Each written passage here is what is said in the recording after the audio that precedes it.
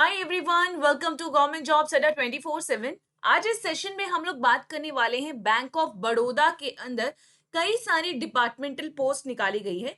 इनके बारे में बात करेंगे, ये पोस्ट कौन सी होने वाली है, इनके लिए जो मिनिमम क्राइटेरिया है एज का या फिर एजुकेशन क्वालिफिकेशन का या एक्सपीरियंस का, वो क्या होने वाला है, ये सारी बातें हम लोग इस सेशन में डिस्कस करने वाले हैं। तो चलिए स्टार्ट करते हैं हमारा आज का सेशन।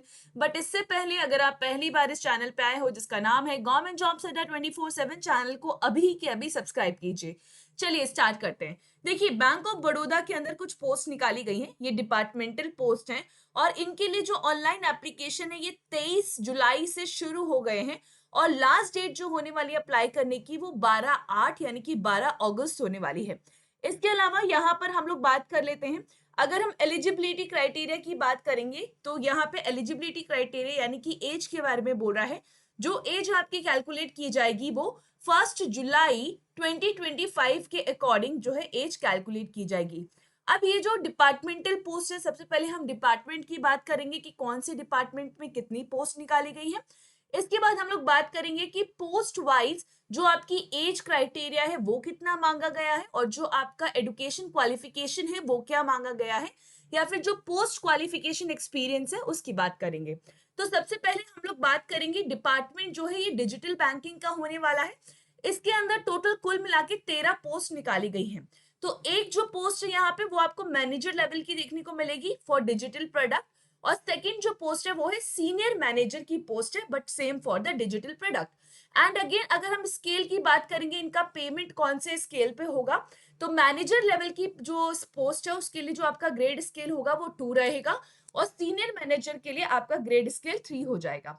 नंबर ऑफ पोस्ट की बात करेंगे, मैनेजर लेवल के लिए 7 है। एज की बात करेंगे, मिनिमम 24 बोला है, मैक्सिमम 34 जा सकता है। एडुकेशन की बात करेंगे, बोला है अगर आपने फुल टाइम बीई किया है या बीटेक किया है कंप्यूटर साइंस में, कंप्यूटर एप्लीकेशंस में, इंफॉर्मेशन टेक्नोलॉजी में, इलेक्ट्रॉनिक्स में, या फिर इलेक्ट्रॉनिक्स एंड टेलीकम्युनिकेशन में, या फिर इलेक्ट्रॉनिक्स एंड कम्युनिकेशन में, या इलेक्ट्रॉनिक्स एंड इंस्ट्रूमेंटेशन में, तो आप इस पोस्ट के लिए एलिजिबल हैं।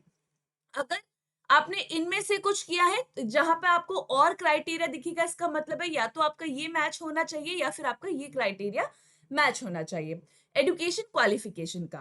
Now let's discuss about the post qualification experience. क्या मांगा गया है, बोला है कि आपने 3 साल अपनी जो आपकी क्वालिफिकेशन है इसको कंप्लीट करने के बाद आपने 3 साल का आपके पास एक्सपीरियंस होना चाहिए और ये एक्सपीरियंस आपका टेक्नोलॉजी डोमेन के अंदर होना चाहिए, जहां पे आपने काम किया हो डिजिटल चैनल से रिलेटेड इन शेड्यूल कमर्शियल बैंक और टेक्नोलॉजिकल फिनटेक कंपनीज के अंदर, या फिर बैंकिंग डोमेन से रिलेटेड आपकी नॉलेज होनी चाहिए या फिर related to the digital channels.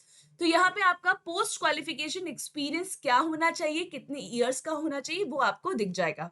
But same अगर हम डिजिटल सीनियर मैनेजर की बात करेंगे तो पोस्ट यहाँ पे 6 है और मिनिमम एज 27 है, मैक्सिमम एज बढ़ जाएगा 37 हो जाएगा। क्वालिफिकेशन आपको same as the manager digital product का देखने को मिलेगा, बट जो डिफरेंस यहाँ पे आने वाला है वो एक्सपीरियंस का आने वाला है। यहाँ पे 3 साल का एक्सपीरियंस था, बट आपकी senior manager for the digital product की पोस्ट के लिए 6 साल का एक्सपीरियंस मांगा गया है। आगे चलते हैं, नेक्स्ट डिपार्टमेंट बदल जाएगा, डिपार्टमेंट सिक्योरिटी की बात करेंगे। इसके अंदर 14 पोस्ट निकाली गई हैं। एक जो पोस्ट होने वाली है वो फायर सेफ्टी ऑफिसर की होने वाली है, जिसके अंदर जो आपका पे स्केल रहेगा वो स्केल 1 का रहेगा। टोटल पोस्ट इसके अंदर 14 है, मिनिमम एज 22 है, मैक्सिमम 35 जाएगी। और बोला है कि अगर आपने फुल टाइम बीई किया है फायर में from national fire services college एनएफएससी जो नागपुर में है, या तो आपने ये किया होना चाहिए या फिर आपके पास एक फुल टाइम 4 ईयर की ग्रेजुएशन डिग्री होनी चाहिए बीटेक की in fire technology, fire engineering, safety and fire engineering from the college approved by AICTE और यूजीसी। तो ये यहाँ पे डिमांड रखी गई है। इसके अलावा बोला है अगर आपके पास ये है या फिर ये है तो भी आप इसके लिए अप्लाई कर सकते हैं। अगर आपके पास ये दोनों है तो भी आप इस पोस्ट के लिए अप्लाई कर सकते हैं। तो आप मैच कर लीजिएगा कि आप कौन सी क्राइटेरिया को फुलफिल करते हैं और उसी के अकॉर्डिंग अप्लाई कीजिएगा।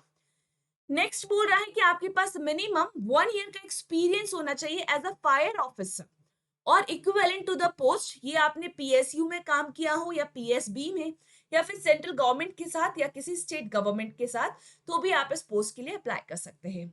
ये जो पोस्ट है ये है fire safety officer. Next department के ऊपर चलेंगे और यहाँ पे जो डिपार्टमेंट है वो आ जाएगा आपका इंफॉर्मेशन सिक्योरिटी। इसके अंदर टोटल कुल मिला के 10 पोस्ट निकाली गई है। एक पोस्ट है मैनेजर ऑफ इंफॉर्मेशन सिक्योरिटी और सेम हो जाएगी senior manager of information security. Manager की बात करेंगे, जो पे स्केल रहेगा वो स्केल 2 रहेगा। नंबर ऑफ पोस्ट 4 है, मिनिमम एज 24 है, मैक्सिमम 34 यानी कि 34 जाएगी। अब एजुकेशन क्वालिफिकेशन की बात करेंगे। मैंडेटरी में बोल रहा है कि जो कैंडिडेट अप्लाई करेंगे उनके पास फुल टाइम बीई या बीटेक की डिग्री होनी चाहिए इन कंप्यूटर साइंस, इन इंफॉर्मेशन टेक्नोलॉजी और इलेक्ट्रॉनिक्स एंड कम्युनिकेशन, या फिर आपके पास फुल टाइम एमसीए एमएससी हो इन कंप्यूटर साइंस या एमएससी आईटी से हो या फिर एमएससी इन साइबर सिक्योरिटी हो, तो भी आप इस पोस्ट के लिए अप्लाई कर सकते हैं। नेक्स्ट यहाँ पे मैंडेटरी ये सर्टिफिकेट रखा है, चाहे आप ये क्राइटेरिया फुलफिल करें या फिर ये क्राइटेरिया फुलफिल करें, आपके पास ये सर्टिफिकेट जरूर होना चाहिए। अगेन अब यहाँ पे हम लोग बात कर लेते हैं एक्सपीरियंस के बारे में। तो बोला है कि कैंडिडेट के पास मिनिमम 3 साल का एक्सपीरियंस होना चाहिए और इस 3 साल के एक्सपीरियंस में कैंडिडेट ने जो है एटलीस्ट 1 साल जो है इंफॉर्मेशन सिक्योरिटी का रोल प्ले किया होना चाहिए।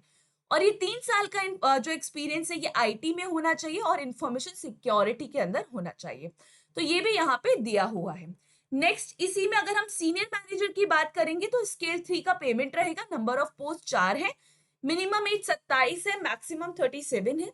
मैंडेटरी में आपको सेम एज अपर जो यहाँ पे मांगी गई है मैनेजर लेवल के लिए जो क्वालिफिकेशन है वही आपको फुलफिल करनी है।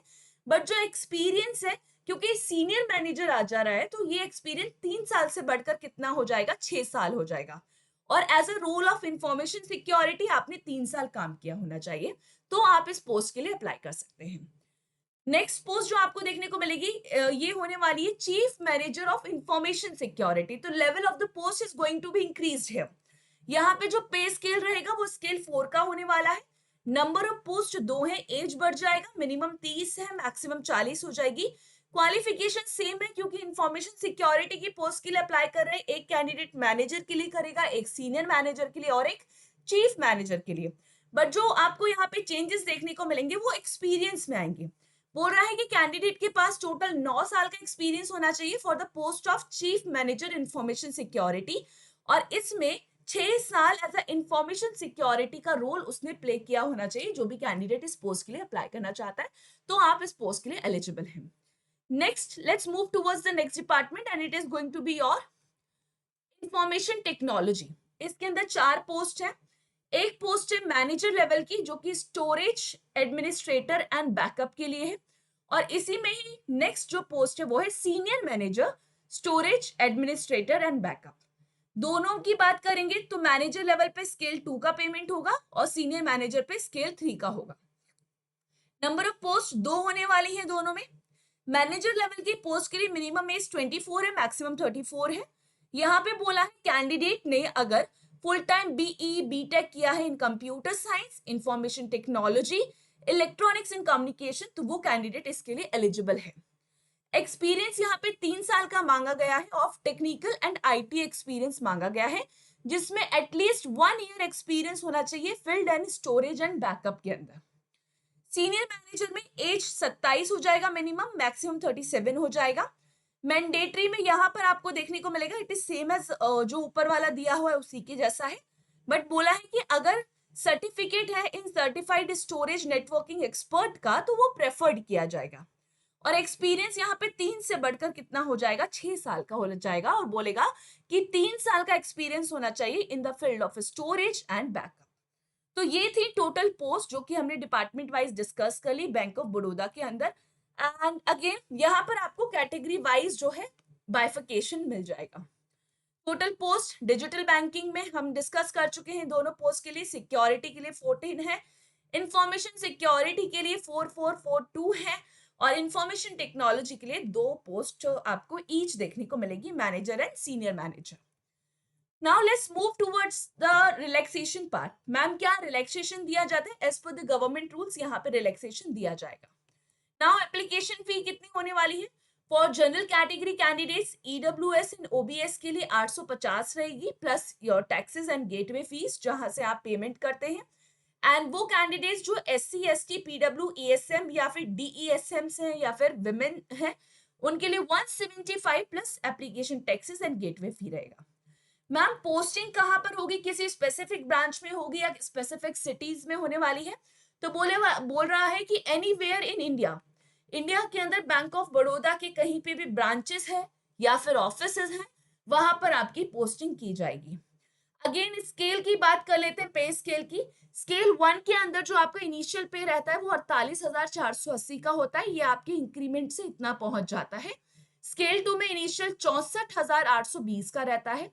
आपके स्केल 3 में इनिशियल पे 85,920 का रहता है। और स्केल 4 यानी कि चीफ सीनियर मैनेजर की बात की जा रही है, तो अगेन यहाँ पे 1 लाख आपको प्लस जो है आपका इनिशियल सैलरी पैकेज मिलने वाला है।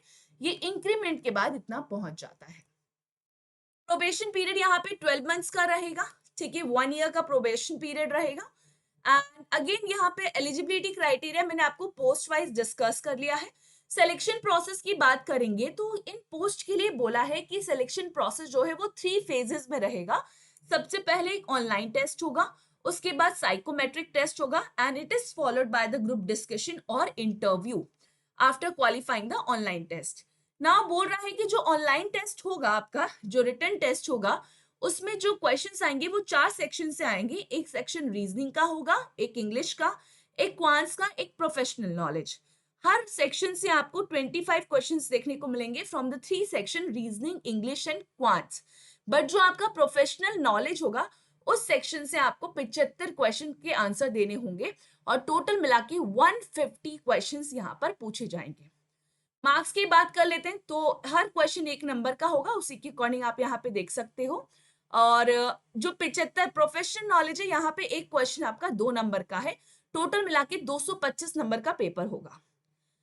ड्यूरेशन की बात कर लेते हैं तो ऊपर के 3 सेक्शन यानी कि रीजनिंग, इंग्लिश एंड क्वांट्स को करने के लिए 75 मिनट देगा और आपका जो प्रोफेशनल नॉलेज वाला पार्ट होगा उसको करने के लिए अलग से 75 मिनट और टोटल कुल मिला के 150 मिनट्स मिलने वाला है। आपका जो पेपर होगा वो बाइलिंगुअल होगा एक्सेप्ट इंग्लिश, इंग्लिश का पेपर सिर्फ इंग्लिश में आएगा, यहाँ पे हिंदी ट्रांसलेशन आपको नहीं मिलेगा। आगे चलते हैं, बोल रहा है कि यहाँ पे आपको ईच सेक्शन में क्वालिफाइंग मार्क्स लेकर आने हैं और ईच सेक्शन के जो क्वालिफाइंग मार्क्स है वो बोल रहा है जनरल एंड ईडब्ल्यूएस कैटेगरी के लिए 40% है एंड रिजर्व कैटेगरीज के लिए 35% है। तो यहाँ पे आपको सेक्शन वाइज जो है आपको मार्क्स लेकर आने होंगे, जो मिनिमम क्वालिफाइंग मार्क्स है वो मैंने आपको यहाँ पर बता दिया है फॉर ईच सेक्शन।